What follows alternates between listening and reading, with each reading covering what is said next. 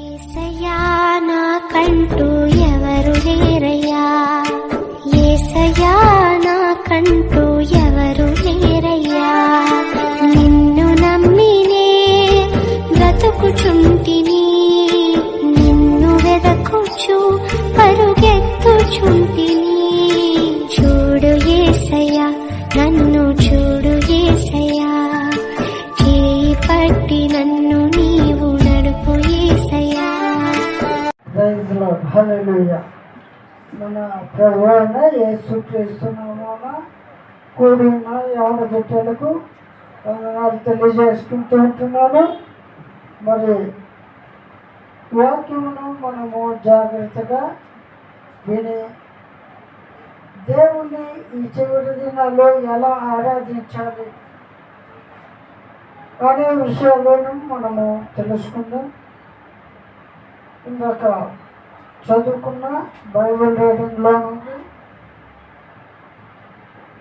కీర్తనల గ్రంథము 113వ కీర్తన 2వ వచనము 4వ వచనం ఒకసారి చదవండి. 2:3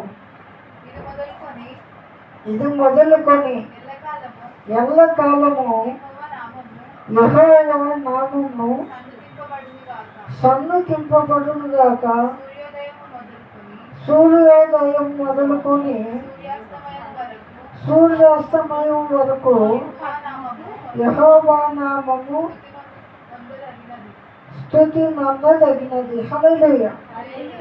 ఇక్కడ భక్తుడైన దావీదు తెలియజేస్తున్న చక్కని మాటలను మనము చూసినట్లయితే, ఇది మొదలుకొని యెహోవా నామము సన్నుతింపబడును గాక. ఏది మొదలుకొని ఇది మొదలుకొని అంటే ఏది? ఇది మొదలుకొని నీవు ఎప్పుడైతే ప్రభువును సొంత రక్షకుడుగా అంగీకరిస్తావో, ఎప్పుడైతే నీవు నమ్మి బాప్తిస్మం పొందుతావో, ఎప్పుడైతే నీవు దేవుని మహిమపరచడానికి హృదయపూర్వకంగా సిద్ధపడి ఉన్నావో, అది మొదలుకొని యెహోవా నామము స్తుతి నందదగినది. స్తుతించాలి, సన్నుతించాలి, ఆయనను ఆరాధించాలి, ఆయన కొరకు సాక్షిగా నిలబడాలి, ఆయన నామమును గౌరవపరిచే విధంగా నువ్వు ఉండాలి. హల్లెలూయా. భక్తుడైన యోబు తన జీవిత కాలము ప్రభువుకు సాక్షిగా నిలబడ్డాడు. అంత మాత్రమే కాకుండా సాతానుడు కూడా అతని గురించి సాక్ష్యం ఇచ్చే విధంగా అతని విశ్వాస జీవితాన్ని కాపాడుకున్నాడు. హల్లెలూయా, హల్లెలూయా. ఎప్పటి వరకు? ఇక్కడ మూడవ వచనం ఒకసారి చదవమన్నా. సూర్యోదయం మొదలుకొని సూర్యాస్తమయం వరకు యెహోవా నామము స్తుతి నందదగినది. హల్లెలూయా. సూర్యోదయం మొదలుకొని సూర్యాస్తమయం వరకు. హల్లెలూయా. అంటే సూర్యోదయం మొదలుకొని అంటే సూర్యాస్తమయం వరకు అంటే హల్లెలూయా. వాక్యాన్ని మనము జాగ్రత్తగా అర్థం చేసుకోవాలని చెప్పాను. హల్లెలూయా.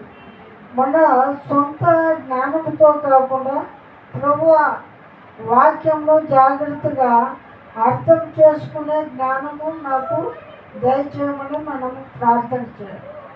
హల్లెలూయా. యాకోబు పత్రికలో యాకోబు చెబుతూ ఉంటాడు, ఎవరికైనా జ్ఞానము కొదువుగా ఉంటే అతడు నన్ను అడగవలెను, అది దేవుని ద్వారా సమృద్ధిగా ఇవ్వబడుతున్నట్టు. నన్ను అనే కాడ యాకోబుని కాదండి మనం అడగాల్సింది, దేవుని మనము అడిగితే సమృద్ధిగా ఇచ్చేవాడు. హల్లెలూయా. వినాలండి. సూర్యోదయం మొదలుకొని సూర్యాస్తమయం వరకు అంటే నీ జీవితకాలం అంతా. హల్లెలూయా. నువ్వు జీవంతో లోకంలో జీవించినంత కాలం దేవుని స్తుతిస్తూనే ఉండాలి. హల్లెలూయా. ఎందుకంటే మనిషి ఏ విధంగా ఆలోచిస్తాడంటే, కొన్నిసార్లు వర్షాకాలంలో మనం ఉంటున్నాం. వర్షాకాలంలో ఎక్కువ శాతం సూర్యుడు ఉదయించుకుపోవచ్చు. అలాగే ఈరోజు సూర్యుడు ఉదయించలేదు కదా, దేవుని స్తుతించకూడదేమో అనుకునే మూర్ఖులు కూడా ఉన్నారు. అలాగే ఈరోజు ఉదయించలేదు కదా సూర్యుడు, ఈరోజు స్తుతించకూడదేమో అనుకునే వాళ్ళు కూడా ఉన్నారు. హల్లెలూయా. కాబట్టి మనం వాక్యాన్ని జాగ్రత్తగా అర్థం చేసుకోవాలి. సూర్యోదయము సూర్యాస్తమయం అంటే నీవు జీవించినంత కాలం అని వాక్యం యొక్క సాదృశ్యం. హల్లెలూయా. నీ జీవితకాలంతో నీవు దేవునికి సాక్షిగా నిలబడాలి. అలా దేవుని స్తుతించే బిడ్డగా నువ్వు ఉండాలి. హల్లెలూయా. చాలామంది తల్లిదండ్రులు తమ పిల్లలను చర్చికి పంపించడానికి భయపడుతూ ఉంటారు. అన్యులు గుడులకు పంపించడానికి అంత భయపడరు, కానీ క్రైస్తవులు మాత్రం భయపడుతున్నారు. అది తల్లిదండ్రుల తప్పు కానే కాదు. ఎందుకంటే నా పిల్లలు ఎక్కడికి పోయినా పరిశుద్ధులుగా ఉంటారు. ఏ మచ్చ ఏ ఒక చెడ్డ పేరు తెచ్చే బిడ్డలుగా ఉండరు అన్న గుర్తింపు నువ్వు నీ తల్లిదండ్రులకి ఇవ్వడం లేదు. హల్లెలూయా. నీకు పంపించడానికి భయపడుతున్నారంటే అది నీ తప్పు. నువ్వు నీ తల్లిదండ్రులకి నువ్వు నమ్మకస్తురాలుగా ఉండట్లేదు, నమ్మకస్తులుగా ఉండట్లేదు. అలాంటప్పుడు నీ జీవితకాలం అంతా నీవు దేవుణ్ణి స్తుతిస్తావు అని దేవుడు ఎలా నమ్మగలడు? హల్లెలూయా.